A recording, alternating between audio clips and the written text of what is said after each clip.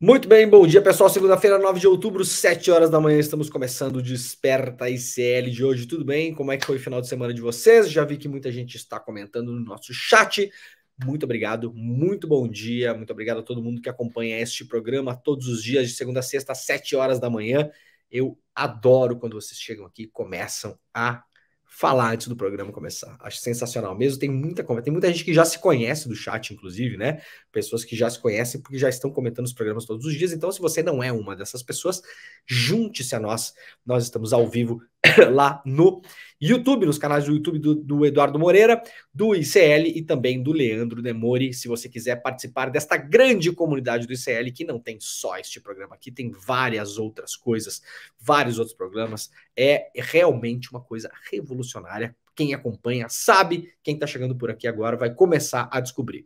A gente está ao vivo também em outras redes sociais, para quem quiser nos acompanhar pela internet afora, né, nas redes sociais mais populares. E também, muito bom dia a todo mundo que nos acompanha pela TVT e também pela TV Quirimurê, TVT, TV aberta em São Paulo e Grande São Paulo, TV Quirimurê, TV aberta na Bahia, em Salvador e na Grande Salvador.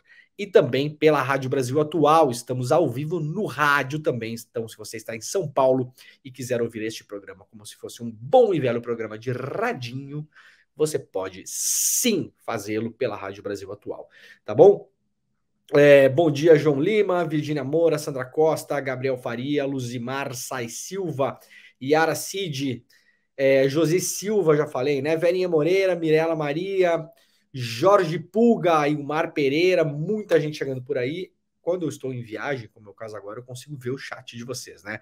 Quando a gente está no nosso estúdio fica mais difícil porque a operação é um pouco mais complexa, mas agora estamos no nosso querido, maravilhoso estúdio móvel, né?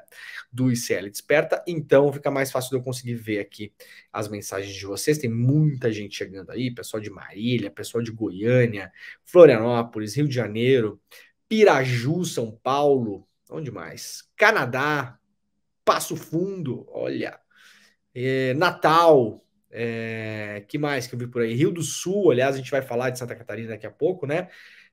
Tá passando por uma situação de novo muito catastrófica em muitas cidades por conta da chuva. Então a gente vai lá, vai puxar esse assunto hoje aqui também, tá? Muito bem, vamos lá então, gente. Tem bastante coisa hoje para a gente falar. Nova fase do programa Desenrola começa hoje com renegociação de dívidas de até R$ 5.000.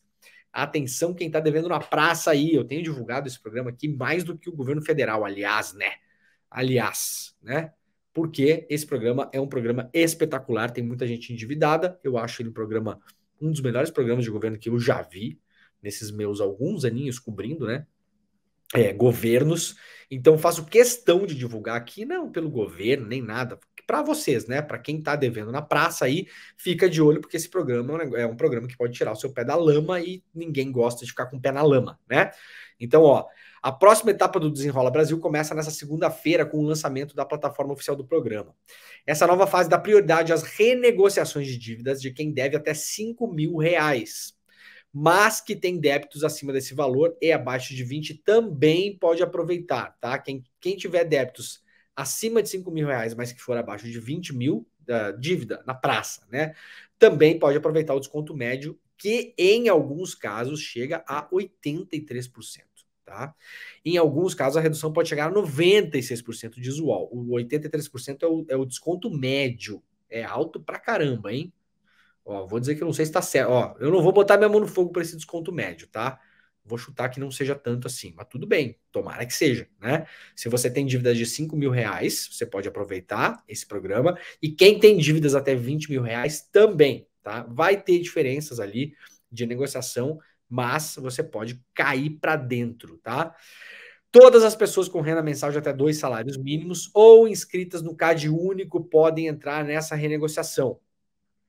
Segundo o governo, essa etapa do Desenrola pode beneficiar até 32 milhões de pessoas. O programa vai priorizar as dívidas de até R$ 5.000 por devedor.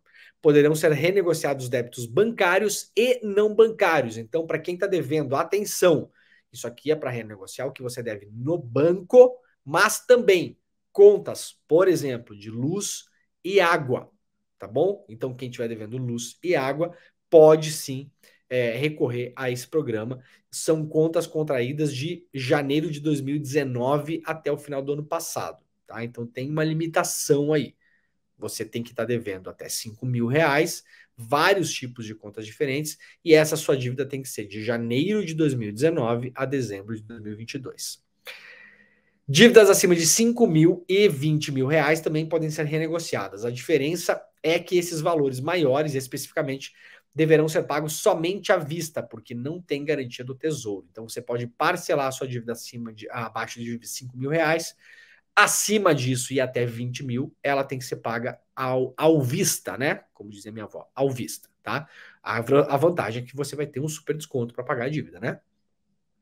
Vai ter que pagar igual de todo modo, mas vai pagar com desconto.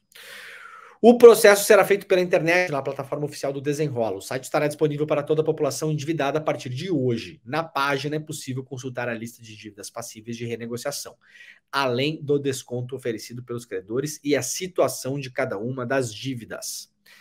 Então, você tem que ter a conta naquele famoso gov.br. Para quem não fez, então, vai ter que fazer, tá? Tem que entrar no site gov.br e fazer uma conta lá. Essa conta depois ela é super útil para a gente acessar vários serviços do governo, tá? Então, quem já tem já sabe como funciona. Quem não tem, vai lá, faça o cadastro. É uma conta oficial do governo brasileiro. Isso aqui não é um site de empresa, né? É um site do governo. Você faz uma conta ali, vai fazer login possivelmente com o seu CPF, se eu bem me lembro, né? E aí, a partir do momento em que você já estiver conectado nesse site, você vai poder acessar a parte que fica o Desenrola e lá vai ter quais são as dívidas que você tem na praça, quais são as dívidas que você pode renegociar. Algumas não são renegociáveis porque as empresas não aceitaram, mas olha, gente, muita gente entrou no Desenrola, tá? Muita loja, muita coisa de comércio mesmo, de serviços entrou. Então você entra lá, você vai ver, tenho essas dívidas aqui, posso renegociar e em tese veremos como vai funcionar, porque eu não acessei o site ainda, então não vou dizer que está funcionando só porque tem, né? Só porque o governo está dizendo que vai, mas esperamos que funcione. Aí você vai entrar lá, você vai ver, em tese, para a gente ver quanto a gente deve, para quem a gente deve e já qual a ideia de renegociação, porque as empresas já fizeram os matches delas ali, né? Você pode renegociar aqui, tem um desconto de 76% e vai parcelar em 8 vezes. Tá? Tô dando exemplo aqui, né? Simbólico para a gente entender. Tá? Então se mexam e entrem lá, tá bom? Gente, isso aqui é a capa que eu estou mostrando para vocês aí do NSC Total, que é um site lá de Santa Catarina. Por quê? Porque realmente as chuvas não estão dando trégua em Santa Catarina. Já há problemas em vários e vários municípios. Eu mostrei, aliás, no final de semana, para quem me acompanha nas redes sociais, né? Vários vídeos, assim, situações muito, muito, muito complicadas, e a chuva não deve dar trégua em Santa Catarina pelos próximos dias. O rio atinge a marca histórica de 12 metros, diz aqui o NSC, inunda casas e deixa moradores ilhadas em Taió. Aqui a gente está falando, no geral, do rio Itajaí, que é o principal rio que passa por várias cidades ali, entre elas Blumenau, Rio do Sul, mas várias outras cidades, né? E os seus afluentes, tá? A questão realmente está acontecendo naquela região de Santa Catarina. Segundo a Defesa Civil, o nível superou a enchente de 2011, quando ocorreu a maior cheia da cidade de Taió, nesse caso é uma das cidades atingidas. Forças de segurança reforçam os cuidados e recomendam os cuidados recomendados durante as chuvas em Santa Catarina. Santa Catarina chega a mais de 130 cidades atingidas pelas chuvas. Estado tem pelo menos 60 municípios em situação de emergência e 121 abrigos abertos. E aí, claro, ficam aqui na capa várias imagens, né, do que aconteceu, e lá no meu Twitter também eu postei várias imagens. Ó, por exemplo, isso é um dos afluentes, né, lá do rio Itajaí-Açu, né, vai parar essa água toda aqui foi parar no rio Itajaí, né? E assim, o Itajaí é sul, ou o rio Itajaí, ou o Itajaí é sul. Aqui, outra imagem impactante também, isso aqui é a cidade de Tubarão. Esse aqui não é o rio Itajaí Sul, esse aqui é outro rio. Eu não lembro exatamente qual é o nome do rio que passa em Tubarão, mas não é o Itajaí. Desculpa por esquecer. Isso aqui é o rio que passa no centro da cidade, né? E a gente vê ali que estava já muito próximo de superar a marca da rua que passa ali do lado. Aliás, vemos pela imagem que mata ciliar em muitas partes aqui é uma coisa que não existe, né? Então também isso não ajuda nesses casos. E outro vídeo que eu passei também, esse vídeo aqui lá na cidade de Orleans. Esse rio que passa na cidade de Orleans é o rio Hipólito, né? E esse rio ele vai desaguar no rio que chega em Tubarão. Isso aqui foi uma casa que foi levada lá. Tem outras imagens muito graves também, mostrando que a coisa em Santa Catarina realmente está em um nível que as pessoas precisam realmente se preocupar. Então, quem vive em áreas de risco, por gentileza, cuidem-se. E aí aconteceu um caso na semana também, que é o seguinte: tem uma barragem chamada Barragem Norte, ela fica numa área indígena. Qual área indígena? Não é uma área indígena qualquer. É a área indígena que resultou no processo que foi julgado pelo STF do marco temporal. A área indígena Xoclém, que é uma área em Santa Catarina, nessa região onde estão acontecendo as chuvas. Então, assim, toda a discussão que nós vimos sobre marco temporal aconteceu porque essa área era uma área que estava em disputa no processo, né? Então, foi a área em disputa usada para ter aí a repercussão que a gente teve no Brasil sobre o marco temporal. Muito bem, tem uma barragem nessa área. Eu tenho acompanhado a questão das chuvas todos os dias. Quem acompanha o programa aqui sabe que eu tenho dado notícias sobre isso todos os dias. 4 ou 5 dias atrás, o próprio governo do estado de Santa Catarina falou que não fecharia aquela barragem, porque ela pode representar riscos, eventualmente até de ruptura, porque é uma barragem que não é fechada com muita frequência, né? E o governo falou: não, a gente não vai fechar essa barragem. Há outras barragens no rio Itajaí, nos seus afluentes, que podem ser fechadas da cabeceira para baixo. Muito bem, no final de semana, o governo voltou atrás e decidiu fechar a barragem. Acontece que havia uma disputa entre a população indígena que mora lá, inclusive internamente, muita discussão interna para entender se deveria fechar a barragem ou não. Por quê? Porque com o fechamento da barragem, para além de um eventual risco da barragem não aguentar, mas deixando isso de lado, a barragem fechada pode inundar a área indígena. O que é que o governo alegou? Nós temos que fechar essa barragem para não inundar as cidades abaixo dela. Primeiro, que isso é falso no sentido que não é essa barragem que vai determinar se as cidades serão alagadas ou não. Não é ela sozinha. Então saiu muito na imprensa, até ontem saiu no Fantástico, né? Saiu uma nota curta sobre isso, tensão entre a comunidade indígena e a PM. O governador Jorginho Mello mandou a PM para lá, a PM chegou no local, fez o que sempre faz em situações como essa, contra indígenas, desceu o cacete nas pessoas, agrediu pessoas, atirou nas pessoas, tem imagens horríveis, eu não vou mostrar aqui, de pessoas atingidas por disparos, bomba de gás, aquela coisa toda. Chegou tocando pau e fecharam a barragem na marra. Na marra por quê? Houve um acordo entre a liderança local, mas esse acordo não era uma unanimidade dentro da comunidade indígena. Por quê? Porque ao ser fechada, a barragem tem um risco muito grande de alagar a casa dos indígenas. Então, qual é a grande questão aqui? Você toparia que alguém chegasse na sua casa e falasse: olha, a gente tem que fechar essa barragem aqui, porque senão ela vai atingir casas de outras pessoas. E aí você falaria o seguinte: não, mas ela vai atingir a minha casa. E aí, problema seu, né?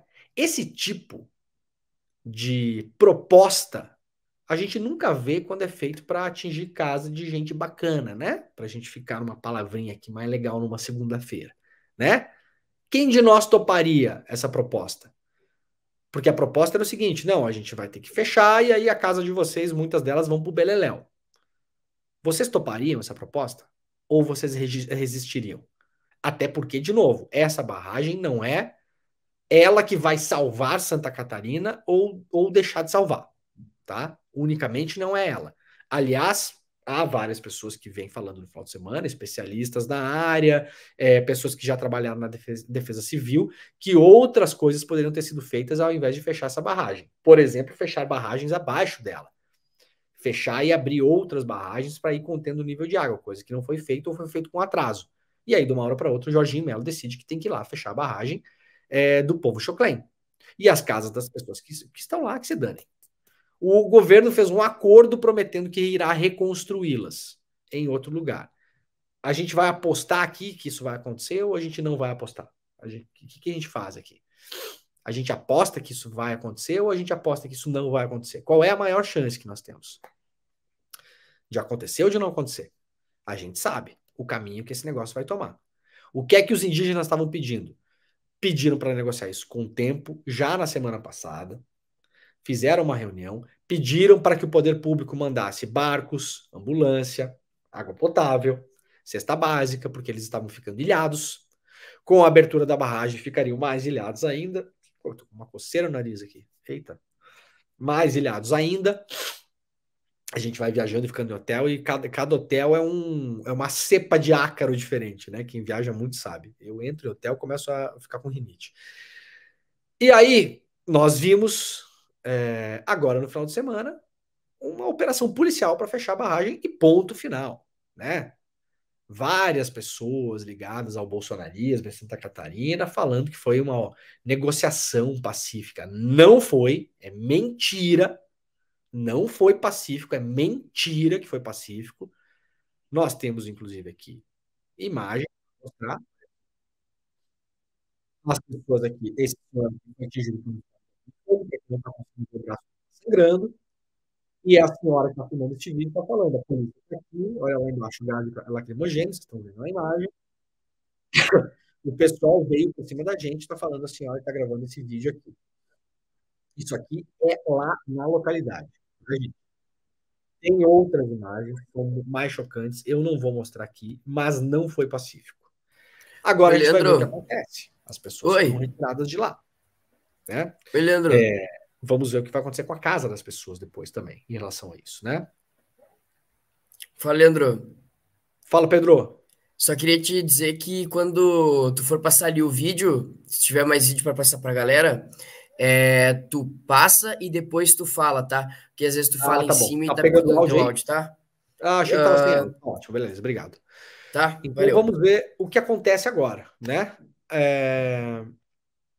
Como eu falei, possivelmente as casas dessas pessoas serão alagadas. E aí a gente vai ver se o governo vai cumprir o acordo ou não. A grande questão é que, falando inclusive com uma pessoa que comandou a Defesa Civil de Santa Catarina nos últimos anos, demorou-se para tomar essa atitude. A negociação com a comunidade indígena foi feita de um jeito péssimo e, em um ato de desespero do governo, de uma hora para outra decidiram fechar a barragem de qualquer jeito. E para isso tiveram que mandar a polícia para cima, né? Se essa barragem fosse numa cidade que não fosse numa área indígena, e se ao ser fechada ela fosse alagar várias casas ali, eu duvido que essa proposta seria feita. Duvido, né? Numa extrapolação rápida aqui para a gente mudar de assunto, o Jorginho Melo ou qualquer outra pessoa responsável por isso não chegaria numa cidade como Blumenau e falaria: Blumenau, vamos fechar uma barragem aqui e alagar o centro de Blumenau, porque senão essa água aqui vai alagar casas em outras cidades. Eu posso imaginar que as pessoas de Blumenau não aceitariam. Mas como é a aldeia indígena, né? Aí os caras vão lá, fazem a proposta que quiser, né? E se não aceitar também, manda a polícia e manda fazer com polícia. Então a proposta é quase uma negociação para não dizer que a gente não está falando com vocês, a gente vai fazer uma negociação aqui, né? E aí foi do jeito que foi. Muito bem. Hoje a manchete, claro, de todos os jornais, de todos os portais do mundo, né? Terceiro dia com mais de 1.000 mortos, Israel põe 100 mil soldados perto de Gaza. Essa manchete é ruim porque dá a entender que são 1.000 mortos de Israel, né? Está misturando uma coisa com a outra. A cobertura, gente, olha, eu tenho anos suficiente de profissão para falar isso com a maior tranquilidade do mundo em relação a esse caso. Já acompanhei como jornalista. Eu só tenho essa cara de novinho, tá? Mas eu tô trabalhando nesse negócio desde 1997. Então não é pouco tempo, não. Tá? Mal existia internet naquela época. Então, assim, a cobertura em relação ao que acontece em Israel, em relação ao povo palestino, da imprensa brasileira, ela é uma cobertura que espelha a cobertura feita pelos grandes meios de comunicação, principalmente os americanos. A nossa cobertura aqui ela é muito espelhada, isso historicamente, tá bom, gente? No que diz o New York Times, o Washington Post, também o The Guardian, que é um jornal inglês, mas menos, tá? Então, dito isso, ela é uma cobertura péssima, porque nenhuma cobertura pode ser boa em relação à Palestina quando ela é espelhada pelo New York Times. Ela é péssima. Só tem porcaria no New York Times e tal? Não, tem umas reportagens muito boas, algumas análises interessantes, mas o centro, o eixo da cobertura, o eixo central da cobertura, no que espelha a cobertura no Brasil, para quem assistiu o Fantástico ontem sabe do que eu estou falando, ela vai sempre no sentido de que Israel está se defendendo contra um bando de bárbaros loucos alucinados. Isso é o principal que vocês têm que entender quando vocês forem ler notícia. Dá para não ler notícia? Não, não dá. Há meios alternativos suficientes para a gente se informar? Infelizmente não há. Há vários e bons meios alternativos que fazem muita análise. Isso existe, sim, de fato. Mas, infelizmente, jornalismo é uma coisa que custa muito dinheiro. E a gente não tem uma imprensa independente grande o suficiente no mundo que tenha dinheiro, de fato, para fazer essas grandes coberturas. Para ter repórter em Gaza, para ter repórter na Cisjordânia, entendeu? Não tem. Infelizmente, não tem. Então, assim, vocês, por favor, não deixem de se informar. Não vão dar uma de bolsominion, né? Não, então a gente não vai mais ler nada que sai na imprensa. Não dê uma de bolsominion, porque quando vê, você está enfiado numa bolha de informação do Zap, tá bom? E vai sabe-se lá o que vai acontecer lá. Agora, entendam, a cobertura da imprensa, a grande imprensa, imprensa comercial, imprensa mainstream, essa galera toda, tá? No mundo, não é só no Brasil, é no mundo. Eu vou mostrar a capa dos jornais aqui, vocês vão entender. Ela tem sempre essa chave de leitura que Israel é um pobre coitado e que está só se defendendo de um bando de bárbaros. A história não é essa. A história não é essa. O grande Estado opressor daquela região, até porque a Palestina não tem um Estado, não tem um exército regular, não tem nada disso, né? A Palestina hoje, inclusive, politicamente, é dividida em dois. A parte da Cisjordânia e a parte de Gaza, inclusive, grosso modo aqui, os próprios palestinos politicamente não se dão. Hamas e Fatah são duas vertentes políticas lá e praticamente não se conversam. Tentaram fazer um acordo de negociação de reatar os laços esse ano aqui, a coisa não andou bem, inclusive. Tá? Então, o Estado, tá bom? Quem pratica terrorismo de Estado naquela região ali chama-se Israel. E isso dificilmente vocês verão. Israel, hoje em dia, na mão da extrema-direita, com Benjamin Netanyahu, tentando, inclusive, nos últimos tempos aí, passar uma nova legislação para basicamente destruir o sistema judicial de Israel e apertar ainda mais numa espécie de regime de fato de extrema-direita. Israel hoje é controlada por essa galera e é um país financiado também, tem o backup ali dos Estados Unidos e da Europa, né? Principalmente dos Estados Unidos, muito defendido historicamente pelos Estados Unidos, e é um Estado que sequer respeitou as fronteiras que foram criadas, tá bom? Lá no final, no pós-Segunda Guerra Mundial, sequer respeitou essas fronteiras, criou o seu próprio Estado e começou a comer o território do que seria um Estado palestino. Hoje há centenas de assentamentos ilegais na Cisjordânia. O que é assentamento ilegal? Israel foi lá e construiu como se fossem bairros privados, tá, gente? Né? Onde moram os colonos, que se fala em Israel. Israel foi lá e construiu bairros privados que são protegidos pelo exército num território que não é seu. E não sou eu nem eu que estou dizendo, é até a ONU que diz isso. A ONU muitas vezes vacila em relação a Israel, mas até a ONU fala que os assentamentos são ilegais. Né? Então, isso vocês não verão, tá bom? Dito isso, a gente vai ler as notícias como elas estão escritas, para a gente entender também um pouco do que está acontecendo nesse terceiro dia, né, desse conflito.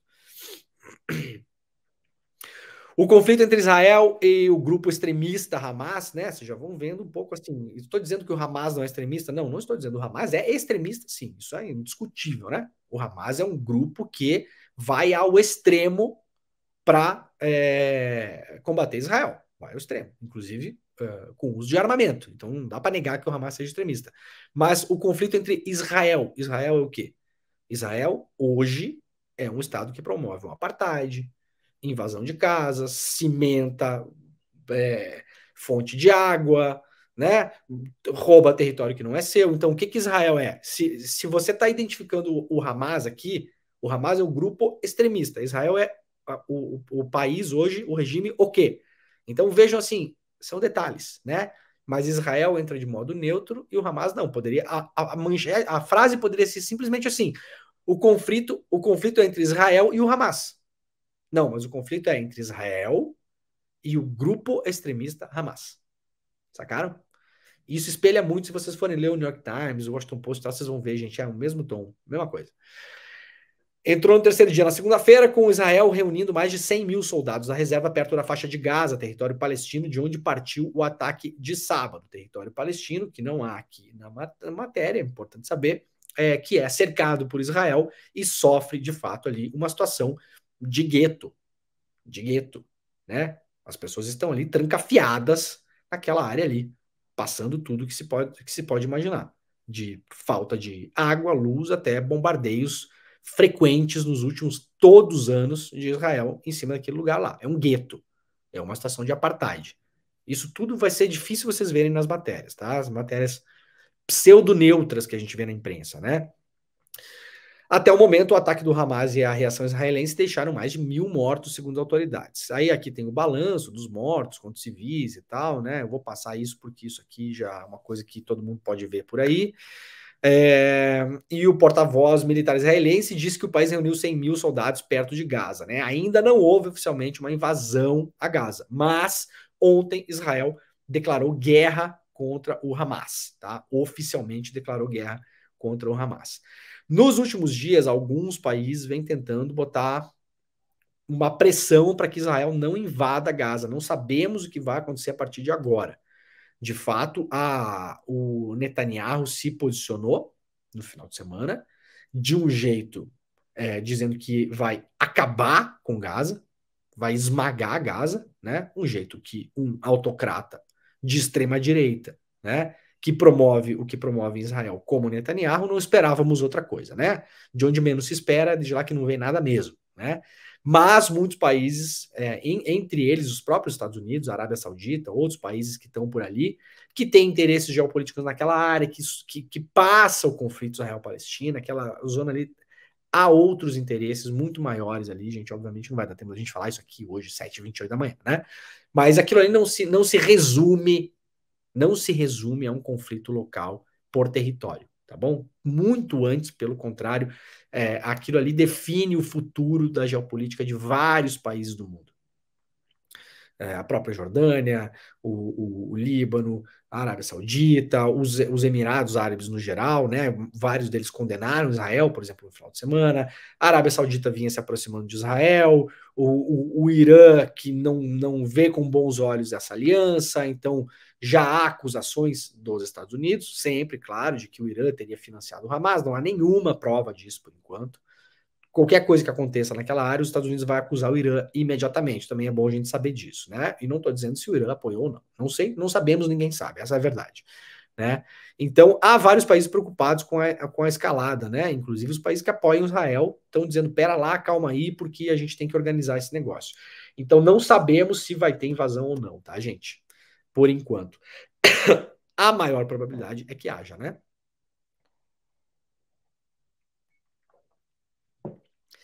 Itamaraty informa que o número de brasileiros desaparecidos em Israel subiu para 3, trazem aqui os colegas do DCM. Cerca de 1.000 brasileiros procuraram embaixada em Israel para repatriação, diz aqui também o DCM. E uma notícia nesse final de semana, também trazida pelo DCM, que a China está pedindo pela criação do Estado palestino. Isso aqui é a velha solução que se chama solução de dois estados, né? Quem acompanha esse caso sabe que toda vez que eclode alguma coisa naquele território que chama a atenção do mundo, e atenção, quando chama a atenção do mundo, porque Israel vem insistentemente bombardeando, invadindo e tomando terras naquele território há décadas. Eventualmente, como é agora, nós estamos aqui no Brasil falando sobre isso, mas isso porque é um evento extraordinário. O que o Hamas fez é um evento de fato extraordinário. Nunca tinha acontecido em toda a história de Israel um ataque desse tamanho, dessa importância, como está rolando agora. É por isso que a gente está falando nisso. Agora, bombardeamento, ataque em campo de refugiados por parte de Israel contra os palestinos, tomada de território, tomada ilegal de território, expulsão de pessoas, Gaza bombardeada. A gente vai mostrar um vídeo aqui de 2021. Acontece a toda hora, né? E aí sempre vem a qual é a solução? Qual é a solução? Eu vou trazer para vocês aqui rapidamente a solução que a China propõe, que é a solução que vários países propõem, inclusive o Brasil, né? Que é a chamada solução de dois estados. Um estado de Israel, que já está lá montado, e um estado para a Palestina. Essa solução não é nova, né? Essa solução ela foi votada em uma resolução da ONU em 1947. Qual o problema disso? Qual o grande problema disso? Primeiro que tem toda a questão colonial dos ingleses lá. Quem estava naquela área na época eram os ingleses, com a administração colonial deles, né? Tinham tomado aquele território do Império Otomano com o final da Primeira Guerra Mundial. Termina a Primeira Guerra, aquilo lá no Império Otomano. Os ingleses tomam aquele negócio, os ingleses e os franceses, mas os ingleses que ficam com aquela parte ali. Tomam aquele pedaço e colocam ali a administração colonial. Quando, isso aí, tô falando Primeira Guerra Mundial, né, gente? Lá no começo do século XX. Aí, o tempo vai passando, vai passando, vai passando. Vamos fazer um pulo rápido aqui para a gente só pegar os pontos principais para a gente não ficar perdido na história também, tá? Quando a ONU toma uma decisão de criar os dois estados, né? Fala, não, então aqui tem que ter um estado palestino e um estado judaico, né? Muito bem. Detalhe, racha aquele território meio a meio. O território da Palestina não era contíguo, tá? Tinha um pedaço no mar, um pedaço mais próximo do Rio Jordão. Mas tudo bem, racha meio a meio, em termos de território. A grande questão que os palestinos falaram na época, mas espera aí, só um pouquinho. A população não é meio a meio aqui. Há muitos mais palestinos, muçulmanos, árabes, do que judeus. No entanto, a ONU vai lá e racha meio a meio. Os ingleses pegam e vão embora. Literalmente. Os ingleses se reúnem e vão embora, sem ajudar a aplicar a resolução da ONU de dois estados. O que acontece? Israel funda o seu estado, com a ajuda dos Estados Unidos. E a Palestina não. E aí começa uma grande confusão naquela área, né? Que hoje se reflete mais ou menos como está. O que a China está dizendo agora? Temos que voltar à solução de dois estados. A solução de dois estados é essa que eu falei para vocês agora aqui. Solução lá do final dos anos 40. Acontece que isso nunca aconteceu, de fato. E quanto mais o tempo passa, mais Israel toma terras que não deveriam ser suas. Então, como será essa solução de dois estados?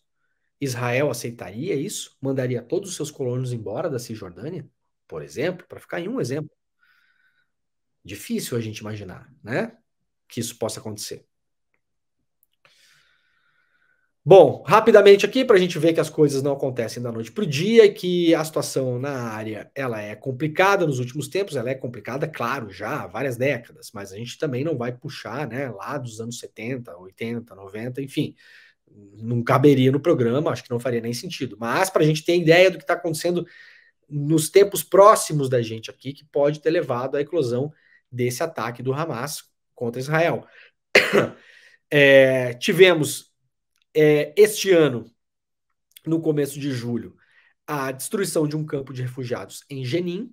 Foi uma coisa que virou, inclusive, assunto na imprensa mundial, né? Não dessa monta, mas temos aqui, inclusive, matérias em português. Então, assim, não foi um dia a dia normal.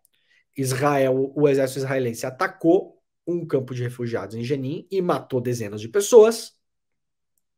Isso, muitas vezes, a grande imprensa não vê preocupação nenhuma nisso, né?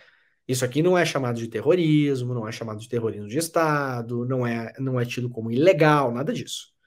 Nada disso. É como se fosse um conflito normal. Isso aqui é só um capítulo do conflito. Isso aqui foi em julho. Vários palestinos que estavam, né, nesse ataque de Jenin, na Cisjordânia, prometeram vingança. O que acontece quando você tem um Estado como Israel que massacra dioturnamente uma população como a população palestina? Uma hora esse barril de pólvora vai estourar. Isso vai vir pela mão de grupo A, B ou C, no final das contas, pouco importa. Muita gente fala, mas o Hamas praticou terrorismo, é um grupo terrorista. Vários países consideram o Hamas um grupo terrorista, vários outros não. O Brasil não considera, por exemplo, o Hamas um grupo terrorista. Né? A Grã-Bretanha também não, aliás. A Grã-Bretanha considera só uma parte do exército do Hamas, ela faz uma separação entre o grupo Hamas, que é um grupo também político, que concorre a eleições, aquela coisa toda, e o seu braço armado. Né? Agora, eu vejo de um modo que as pessoas estão começando a ficar sem opção na Palestina há muito tempo. E elas irão se agarrar em qualquer grupo que se levantar para combater Israel. O Hamas, aliás, que foi financiado por Israel no passado, quando interessava a Israel destruir o outro grupo político, que era o grupo do Arafat, o Fatah, né? Yasser Arafat, que acabou morrendo depois, né? Em situações até hoje meio nebulosas. Então, para Israel, o Hamas era ótimo quando era um grupo criado para desestabilizar a luta palestina e combater internamente a luta palestina. Então, calma lá para a gente olhar essa coisa com cuidado, né? Um povo oprimido como o povo palestino não vai aguentar calado essas coisas e vai recorrer a quem estiver ali disposto a se levantar contra Israel. Essa é a grande questão. Aqui, para vocês terem uma ideia, o Fatah e o Hamas se encontraram 20 dias depois dessa invasão do campo de Jenin, porque aquilo ali foi uma coisa muito grave mesmo, que revoltou muito a população, com promessas de vingança contra Israel. O Fatah e o Hamas se reuniram no Egito no dia 31 de julho desse ano, para tentar fazer uma reconciliação. São grupos políticos que hoje não têm mais um contato político frequente. Hoje o Hamas domina a faixa de Gaza e o Fatah domina a Cisjordânia, né? Tem ali o governo autônomo da Cisjordânia e tal. Cada vez mais enfraquecido e desacreditado pela população palestina, que não consegue enxergar na política, na conversa, na tal solução de dois estados, uma solução. Esse é o grande problema.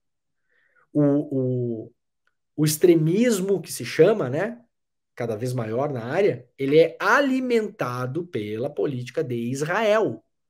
Quanto mais o Netanyahu empurra essas pessoas para a marginalidade, mais as pessoas se agarrarão ao extremismo. Isso é um cálculo matemático, simples de fazer. Tá bom? Bom, não teve negociação nessas conversas, né? Isso aqui, para vocês terem uma ideia, é um vídeo que tem 2 minutos e pouco. A gente vai mostrar aqui, vamos mostrar ao Pedro 30 segundos dele. Vamos mostrar 1 minuto desse vídeo, tá? Isso aqui é Gaza. E aí vocês vão se perguntar, tá, mas isso aqui é Gaza agora sendo bombardeada por Israel, depois que o Hamas fez esses ataques. Então o Israel está fazendo uma retaliação a Gaza, né? Uma retaliação justa, porque Israel foi atacada pelo Hamas. Não, isso aqui é Gaza em 2021. Isso aqui é Gaza 2 anos atrás. Vou mostrar para vocês 1 minuto do vídeo para vocês terem uma ideia que isso não é de hoje.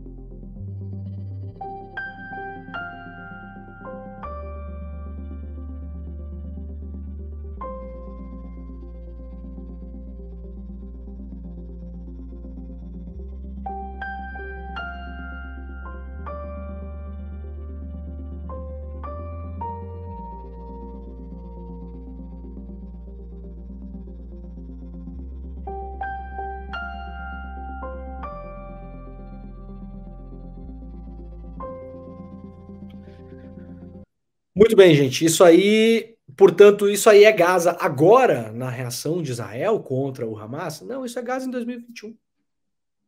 2021.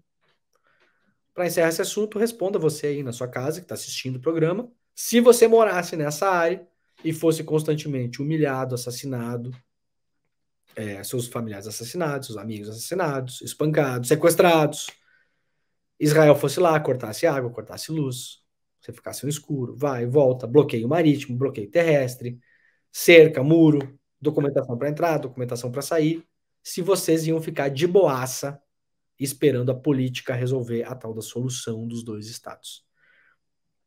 Essa é a grande resposta que a gente tem que ter hoje, né? Ou se vocês, como população, se agarrariam em qualquer pessoa ou grupo que se levantasse contra Israel. Perguntem-se se essas pessoas têm opção ou não têm opção. Essa é a grande questão a ser respondida. Eu adoraria uma solução pacífica, tudo, aquela coisa.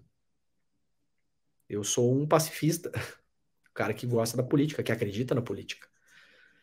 Agora, é duro fazer as pessoas que estão lá nessa situação desse vídeo que eu acabei de mostrar. Isso é um vídeo de 2021, após um bombardeio de Israel a Gaza.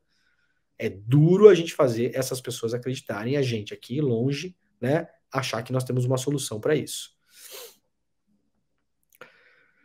Muito bem, para vocês terem uma ideia, isso aqui é a capa dos jornais, né? A capa dos jornais internacionais, a capa do New York Times, Israel fights, né? Israel luta para recapturar cidades. Enquanto teme que o número de pessoas sequestradas, no caso pelo Hamas, cresça. Tá? Isso aqui é a manchete do New York Times. Vocês vejam aqui a contagem dos mortos, né? Passam de 1.100 Israel e Gaza. A gente sempre vai ver um tom de cobertura que é um tom pró-Israel. Mesmo que tentem fazer uma coisa mais neutra e tal, não é isso que acontece, né? Porque essa recaptura de cidades, por exemplo, muitas delas estão em território que não deveria ser de Israel. Isso nunca é colocado aqui em discussão pelos grandes jornais. E nunca será, esqueçam, tá? Aqui fala sobre os terroristas, sobre infiltrados, aquela coisa toda. Vamos olhar o Washington Post. Israel... já mudou a manchete, que estava com outra manchete. Aliás, entrou agora, ó. Israel ordena, né, a invasão de Gaza, né? É isso? Vamos clicar aqui, porque isso aqui mudou agora, gente, tá? Ó, primeira mão para a gente saber aqui. Isso aqui é um live update do Washington Post. Então, a princípio, o Israel ordenou a invasão da faixa de Gaza, tá? Eu não quero dar uma notícia errada para vocês aqui. Eu tô clicando nesse exato momento na capa do Washington Post, tá? A princípio é isso, viu, gente? A princípio é isso. Então, aquilo que a gente imaginava pode, de fato, agora estar sendo colocado em marcha. Ontem já tinha vídeo de vários caminhões do exército israelense, né? Que, aliás, para quem gosta de semiótica e do uso das palavras e tal, né? O exército de Israel é chamado de Defense Force, né? Força de defesa. É bom a gente saber dessas coisas também, né? É como se Israel nunca perpetrasse ataques, né? Qual o nome do seu exército? O nosso exército, o nome dele é Israel Defense Force, né? É a nossa força de defesa. Então vocês estão sempre sendo atacados. Sacaram como as palavras falam muito mais do que a gente imagina, né? O que é absolutamente falso, o exército de Israel ataca. Sim, sim. Com muita frequência. Bom, essa é a manchete do Washington Post. Deixa eu ver se vamos ver ao vivo aqui, ó, se o New York Times já mudou. Aqui, ó, acabou de mudar a manchete do New York Times também, então, tá, gente? Pegamos ao vivaço manchetes de New York Times e Washington Post mudando neste exato momento. Israel, então, ordenando a complete siege of Gaza, né? Uma incursão, né? Uma completa incursão. Então, possivelmente vai rolar uma invasão a Gaza e a gente vai ver cenas muito, muito feias nos próximos dias, infelizmente. Ontem o Netanyahu falou para as pessoas que moram em Gaza que elas devem sair. Eu pergunto para o Netanyahu onde elas devem ir. Devem ir para sua casa, Netanyahu? Né? Para onde elas vão? Exatamente. Elas saem nadando no mar? Até onde? Vocês conseguem entender o absurdo disso? Gaza é um um campo de refugiados cercado. Basicamente é isso aquilo ali. É um gueto. Gaza é um gueto. Nos moldes daqueles que a gente viu na história. As pessoas vão fugir para onde? Muito bem. Vamos ver se os jornais europeus mudaram a manchete também, porque não era essa que estava no ar antes, né? Vamos ver aqui no La República. Sirene em Tel Aviv, explosão em Jerusalém, o exército recruta 300 mil reservistas em 48 horas. Não mudou ainda. A manchete do La República segue a mesma. Vejam de novo, né? O tipo da cobertura, né? Sirene em Tel Aviv, explosão em Jerusalém, né? É sempre de um ponto de vista de que Israel é a grande vítima dos ataques desses bárbaros horríveis que estão ali por acaso, né? O Correio de la Sera também estava com uma manchete antes que não era sobre a invasão de Gaza. Sirene em Jerusalém, bom, mesma coisa, tá igual do La República, né? Aliás, os jornais italianos estão cada vez mais iguais, eu estou desconfiando que estão sendo editados pela mesma redação, quase. Bom, é isso. O Jamil Chad trouxe um artigo interessante hoje lá no UOL. O mundo vive recorde de pessoas afetadas por conflitos e diplomacia fracassa. Nos primeiros dias de 2023, numa reunião fechada na ONU, uma alta funcionária da instituição alertou aos governos que estavam na sala. A própria razão de ser da entidade da ONU estava ameaçada. O motivo: nunca, desde a Segunda Guerra Mundial, o planeta viveu tantos conflitos armados como hoje. No total, 2 bilhões de seres humanos vivem em situação de guerra, o que representa 1/4 da humanidade. O alerta foi feito por Amina Mohamed, subsecretária-geral da ONU, numa constatação que deixou negociadores e diplomatas constrangidos. Esse, de fato, é o mundo que a gente vive hoje, né? Artigo do Jamil Chad lá no UOL. Bom, vamos lá, gente. Vamos mudar de assunto um pouco. Lula deve protelar indefinidamente indicação para PGR. O presidente Lula deve protelar indefinidamente a indicação do novo Procurador-Geral da República. Sem empolgar-se com os nomes à sua mesa, o petista deve manter a subprocuradora Eliseta Ramos interinamente no cargo por tempo mais prolongado. Só lembrando que depois tem o CL Notícias primeira edição e esse assunto sobre Israel vai continuar no programa, tá, gente? Vai ter muita análise lá. Conversa com especialistas também, então fiquem ligados por aí. Na avaliação de ministros do núcleo do governo, a interinidade e a esperança de permanecer no cargo farão com que Eliseta Ramos tenha uma atuação moderada, apesar do perfil dela tido como conservador. A Eliseta Ramos, que hoje está no lugar do Aras, o Aras pegou o boné, vocês sabem, foi embora, né? Augusto Aras. A Eliseta Ramos, ela tem um perfil de pessoa que assinou um abaixo-assinado para apoiar o Moro quando o Moro foi para o governo Bolsonaro. Só para a gente saber de quem a gente está falando.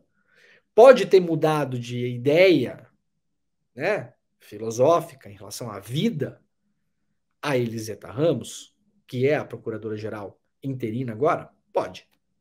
Não sei se mudou. Pode. Eu não sei. Talvez o Lula saiba, né? A gente não sabe. Ela assinou uma carta para apoiar o Moro quando o Moro foi para o governo Bolsonaro. Eu não sei não, tá bom? Essa pessoa está num cargo de muito poder. Um novo Procurador-Geral da República com 2 anos de mandato representaria, assim, um risco muito maior caso não seja totalmente alinhado ao governo, diz aqui a Mônica Bergamo. Como mostrou a coluna da Mônica Bergamo, o entendimento no governo é de que o cargo da PGR é até mais importante do que ministro do STF. Cabe ao chefe do Ministério Público Federal, afinal, o oferecimento de denúncia criminal contra o presidente da República.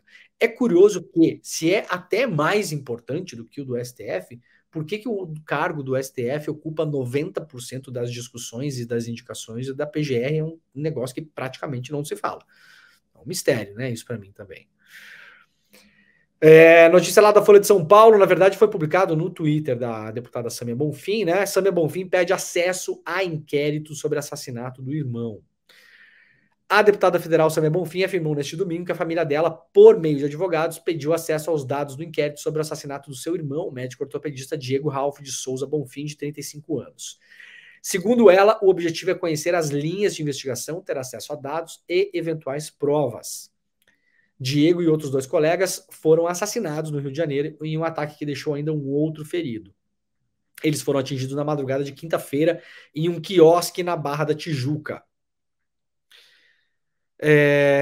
No sábado, pouco depois do enterro do irmão em Presidente Prudente, a deputada afirmou que irá unir a condição de irmã de vítima do assassinato e de parlamentar para atuar no combate à violência promovida por um poder paralelo muito profundo e estruturado no país, que é essa junção de milícias com as facções clássicas do tráfico de drogas que está acontecendo no Rio de Janeiro nesse momento, né?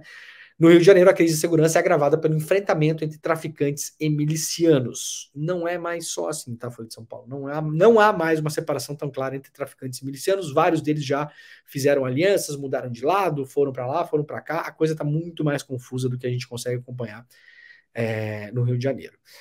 Essa notícia da Folha, na verdade, é uma coisa que a Sâmia postou no perfil dela, né? Aqui o perfil da Sâmia Bonfim. Nossa família, através de nossos advogados, conforme nos autoriza a legislação brasileira, pediu acesso aos dados do inquérito sobre o assassinato do Diego, para que possamos ter conhecimento sobre as linhas de investigação, dados e eventuais provas. Por enquanto, o que é que nós sabemos publicamente em relação à investigação? Que o irmão da Sâmia e os outros 2 médicos foram assassinados por engano, confundidos com outros criminosos, e isso aconteceu em uma disputa interna entre várias facções na zona oeste do Rio. Não foram, infelizmente, os 3 primeiros assassinatos cometidos por essas facções no ano. Já são mais de 50. Só esse ano, só nessa guerra entre facções. Né? É uma coisa muito maior do que a gente possa imaginar. Mas, claro, a Sâmia e a sua família querem acesso à investigação para, e fazem muito bem, conferir as provas, aparecer um grampo, que grampo é esse, como que esses caras estavam grampeados, quando foi feito o grampo, qual a autorização judicial que tem em cima disso, há uma série de procedimentos importantes que tem que ser conferidos nessa investigação. Lembrando que, já falei isso aqui, se fosse só a Polícia Civil do Rio de Janeiro, eu duvidaria de absolutamente tudo que estão investigando. Tudo. Porque a Polícia do Rio de Janeiro, a Polícia Civil do Rio de Janeiro, a militar também, mas eu estou falando aqui da investigação, é uma polícia, para a gente ficar aqui hoje numa tranquilidade, é uma polícia complicada, para dizer o mínimo. Com ligações históricas com bicheiro, com miliciano, com traficante, ora operando ao lado desses caras, ora operando como força de segurança, ora melando investigações para que eles não sejam punidos, ora os extorquindo com investigações em andamento, é uma coisa, tá bom? Há bons policiais na Polícia Civil do Rio de Janeiro? Com certeza, sem dúvida. Não é deles que eu estou falando dos outros. Então, faz muito bem a Sâmia e a família dela em acompanharem com lupa essa investigação. No entanto, vamos fazer aqui um parênteses. Diferentemente do caso Marielle Franco, neste caso, a Polícia Federal foi anunciada na primeira hora e acompanha a investigação. Então, digamos que há uma camada maior de proteção, que a Polícia Civil do Rio de Janeiro não está sozinha nessa. Graças a Deus. Porque tudo o que a gente viu no caso Marielle e em outros me deixaria de cabelo em pé ao imaginar que esse assassinato do irmão de uma deputada federal fosse tocado apenas pela Polícia Civil do Rio de Janeiro. Aí a gente abriria com certeza uma discussão sobre a confiabilidade dessa investigação que foi feita. Como a Polícia Federal está acompanhando desde a primeira hora, eu posso imaginar que haja um cuidado maior com o que está sendo feito ali. De todo modo, faz muito bem a Sâmia e a família de irem atrás disso, né? Braga Neto seria o elo entre Bolsonaro e golpistas, disse Mauro Cid à Polícia Federal. Em relação à Polícia Federal, o tenente-coronel Mauro Cid, ex-ajudante de ordens da Presidência da República, afirmou que o ex-ministro da Defesa e candidato a vice de Bolsonaro no ano passado, o Braga Neto, Walter Braga Neto, seria o elo entre Jair Bolsonaro e os integrantes dos acampamentos do movimento golpista que tentou o golpe do 8 de janeiro. Isso aqui publicado pela revista Fórum, que reporta uma matéria do jornal O Globo.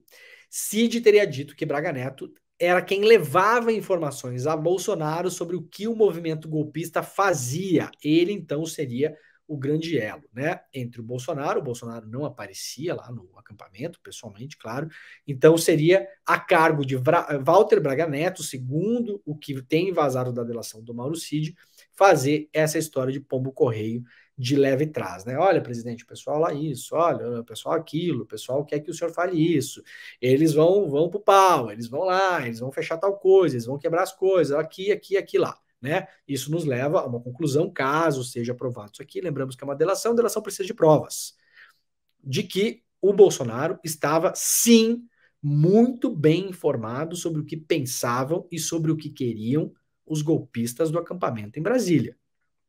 Porque até agora a tese é que Bolsonaro não sabia de nada, os caras estavam lá fazendo a vida deles. Segundo o Mauro Cid, não era essa a dinâmica das conversas. O Braga Neto levava informações para o Bolsonaro diretamente do acampamento golpista. A delação do Mauro Cid ainda não foi publicada na íntegra, nós não sabemos o teor da delação e não sabemos muito menos as provas que foram apensadas nessa investigação. Ainda tem muita estrada para percorrer antes da gente ter certeza da fiabilidade dessa delação. Tá bom, gente? Ó, eu vou me despedindo aqui do pessoal que nos acompanha pela TVT, pela TV Quirimurê e também pela Rádio Brasil Atual. Muito obrigado pela companhia de todas e de todos. Nós voltaremos amanhã às 7 horas da manhã, tá bom? Obrigado, gente. Ó, para quem fica com a gente aqui nesse finalzinho aqui, vamos pegar notícias muito rápidas aqui, antes de começar o ICL Notícias, primeira edição. Rascunho da Constituição do Chile entra em fase final com digitais da ultradireita. Texto volta à comissão que escreveu o anteprojeto e deve ficar mais moderado até a data do referendo, em dezembro. O Chile ainda tenta aprovar uma Constituição, né, depois do referendo onde as pessoas do Chile falaram, sim, queremos uma outra Constituição. A Constituição chilena era ainda da época do Pinochet, né, mas vem causando um rebuliço enorme no país a tentativa de aprovar uma nova Constituição. O candidato Javier Milei, o Bolsonaro argentino, Milei diz que não cumprirá Acordo de Paris se for presidente da Argentina. Acordo de Paris trata das mudanças climáticas. Por acaso, é a mesma coisa que o Trump e que o Bolsonaro falavam, mas ainda há gente, hoje já minoritários, né? Porque já caíram na real, que insistem em diferenciar Milei de Bolsonaro. A comparação nunca é justa.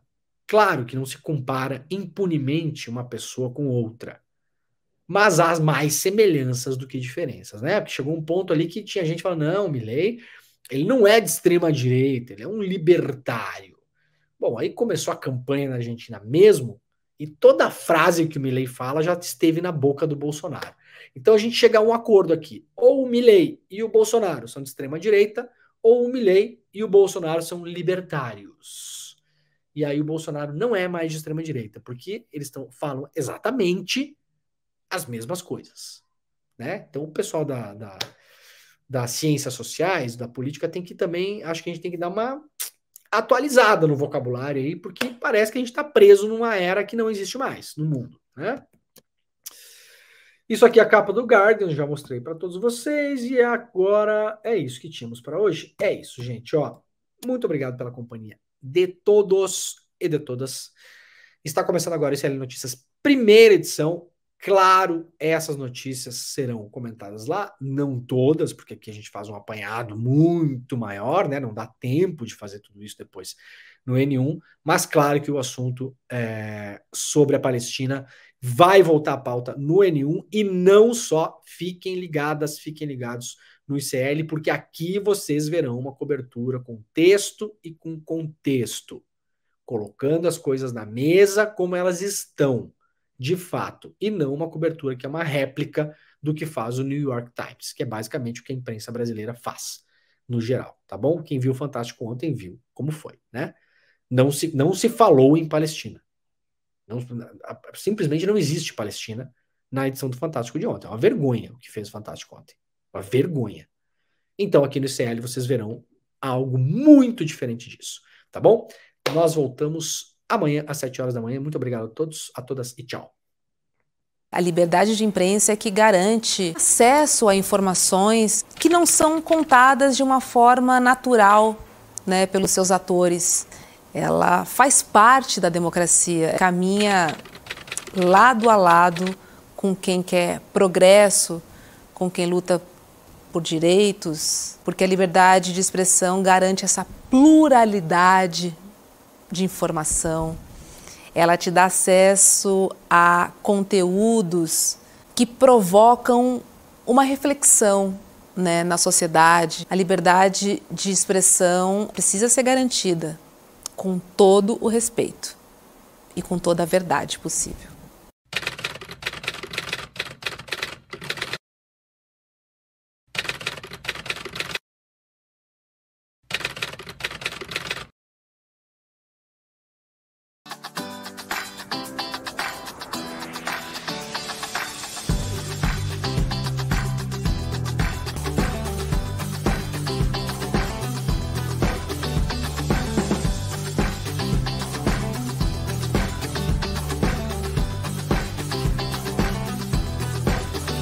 Olá pessoal, meu nome é Dênia, eu sou a professora do curso de Hatha Yoga e eu vim aqui para falar um pouquinho sobre o nosso curso, todos os benefícios da prática. Então a gente tem benefícios tanto no corpo físico, se você tem alguma dor, alguma doença, venha que você vai se sentir bem. O processo de transformação vai assim lentamente, mas vai aliviando as suas dores. Ou se você está passando por alguma dificuldade, né, mental, um trabalho mais do emocional, como ansiedade ou depressão, a prática alivia os sintomas.